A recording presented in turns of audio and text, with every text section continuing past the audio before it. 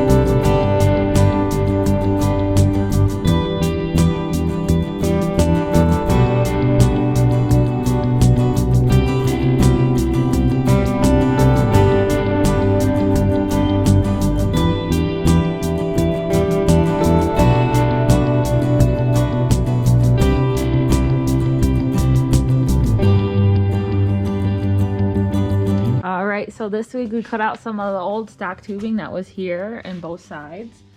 And then we built we put in some new tubings for the firewall. And then on the driver compartment, we've got the firewall started. And there it is. So far, we've got some more bending to do. But there it is. See you guys next week.